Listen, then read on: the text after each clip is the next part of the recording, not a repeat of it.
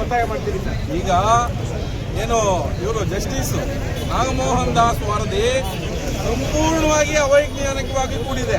ಇವತ್ತು ಎಲ್ಲೋ ಒಂದು ಕಡೆ ಸಿಟಿಗಳಲ್ಲಿ ನಾವು ಚೆನ್ನಾಗಿರ್ಬೋದು, ಅವರು ಚೆನ್ನಾಗಿರ್ಬೋದು, ಎಡಗೈಯವರು ಚೆನ್ನಾಗಿರ್ಬೋದು, ಎಲ್ಲ ಅದು ಮುಖ್ಯ ಅಲ್ಲ.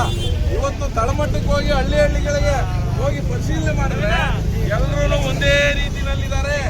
ಎಲ್ಲರೂ ಇವತ್ತು ಮನೆಯಲ್ಲಿ ನಿಂತಿದ್ದಾರೆ, ಎಲ್ಲರೂ ಇವತ್ತು ದೇವಸ್ಥಾನದಿಂದ ಹೊರಗಡೆ ಇದ್ದಾರೆ, ಎಲ್ಲರೂ ಇವತ್ತು ಕೂಲಿಗೆ ಹೋಗ್ತಾ ಇದ್ದಾರೆ. ಇದನ್ನ ಸಮಾನವಾಗಿ ಹಂಚಬೇಕು ಅನ್ನೋಂಥ ಮನೋಭಾವ ಇಟ್ಕೊಂಡು ಸಮಾನವಾಗಿ ಎಲ್ಲರೂ ನಮ್ಮಲ್ಲಿ ಎತ್ತಿಗಟ್ಟಿ ಇವತ್ತು ದೇಶ ಆಳುವಂಥ ಕೆಲಸ, ರಾಜ್ಯ ಆಳುವಂಥ, ದೇಶ ಆಳುವಂಥ ಪರಿಸ್ಥಿತಿನಲ್ಲಿ ನಾವಿದ್ದೀವಿ. ಅದನ್ನ ಸಹಿಸಕ್ಕಾಗದೆ ಕೆಲವೊಂದು ಮೇಲ್ವರ್ಗದವರು ಇವ್ರನ್ನ ನಮಗೆ ಎತ್ತಿಗಟ್ಟಿ ಇವ್ರನ್ನ ವಿಭಾಗ ಮಾಡಿದ್ರೆ ನಾವು ದೇಶ ಆಳ್ಬೋದು, ಇಲ್ಲ ಅಂತಂದ್ರೆ ಮುಂದೊಂದು ದಿವಸ ಇವರು ದೇಶ ಆಳ್ತಾರೆ, ಇವ್ರ ಕೈ ಕೆಳಗಡೆ ನಾವು ಇರ್ಬೇಕಾಗುತ್ತೆ ಅನ್ನೋಂಥ ದುರುದ್ದೇಶ ಇಟ್ಕೊಂಡು ಇವತ್ತು ಈ ಕೆಲಸ ಮಾಡ್ತಾ ಇದ್ದಾರೆ. ಸರ್ಕಾರ ಯಾವುದೇ ಕಾರಣಕ್ಕೂ ಈ ನಾಗಮೋಹನ್ ದಾಸ್ ವರದಿ ಅವೈಜ್ಞಾನಿಕವಾಗಿದೆ, ಇದನ್ನ ಮಾಡಬಾರ್ದು.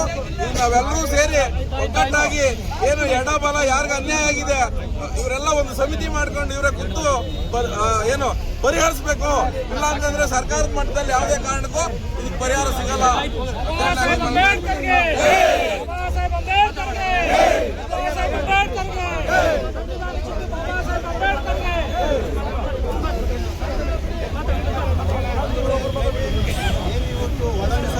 ನಡೀತಾ ಇದೆ ಈ ಹೋರಾಟಕ್ಕೆ ಮೊದಲನೇ ಸಮಾಜಕ್ಕೆ ಅವೆಲ್ಲವನ್ನು ಕೊಡಬೇಕು.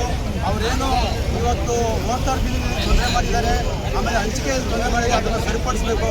ಈಗ ನಾಗಮೋಹನ್ ದಾಸ್ ಮಾಡಿರ್ತಕ್ಕಂಥದ್ದು ಅವೈಜ್ಞಾನಿಕ, ಅದನ್ನು ತಿರಸ್ಕರಿಸಬೇಕು ಅಂತೇಳಿ ಇವತ್ತು ಒತ್ತಾಯ ಮಾಡ್ತಾ ಇದ್ದೀವಿ. ಇದರಲ್ಲಿ ಯಾವುದೇ ಜಾತಿಯಲ್ಲಿ ವಿರುದ್ಧವಲ್ಲ, ಬಲಗೈ ಜಾತಿಯ ಒಂದು ಒಳ್ಳೆ ರೀತಿಗೋಸ್ಕರ ನಾವು ಹೋರಾಟ ಮಾಡ್ತೇವೆ ಅಂತ ಹೇಳಿ ಈ ಮೂಲಕ ನಾನು